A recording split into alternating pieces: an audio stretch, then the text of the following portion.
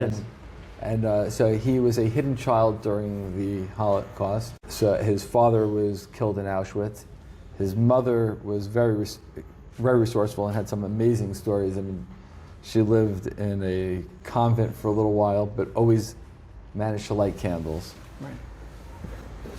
which ended up leading to her getting kicked out of the convent. Apparently, lighting Ner Shabbos is frowned upon in a convent.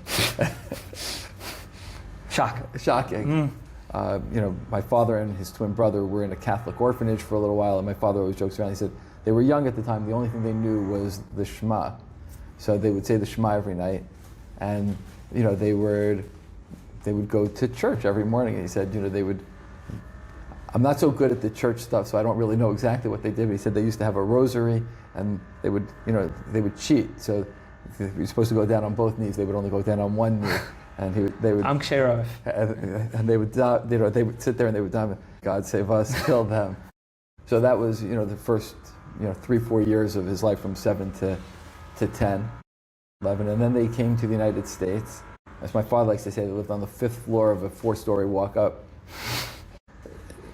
They really didn't have the money for yeshiva at all. But my grandmother had taken one of my father's cousins, whose parents were killed in Auschwitz, and he was taken out of Auschwitz by some priest who saved 36 kids from the concentration camp.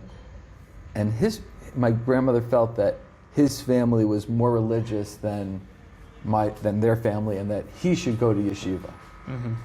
So she went to RJJ on the Lower East Side and spoke to the Menahel there. And obviously they didn't have any money whatsoever, so it was very easy to know who needed. But this principal found out that she had 2 other Schmendricks at home, and he made sure that they came to RJJ, and that's really how he got a yeshiva education. So It's amazing.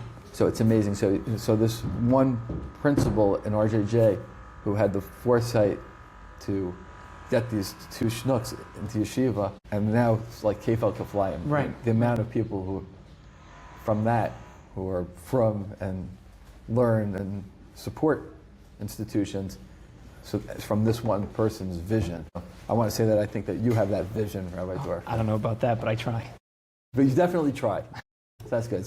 So I think that there's sometimes, every once in a while, you come across people who are just real visionaries, and it makes a difference. And it's that one person was the principal. I should really know his name, but I don't. But isn't it amazing? I'm sorry to interrupt, but he just believed in giving the gift to your father and his brother of just a Yiddish education. Right? And now I feel like, since it's so easy, we just have to write a check, which I'm not saying is nothing, but I feel like it's easier to scorn when it's just so readily available. It's easy to scorn, but my father, thank God, has been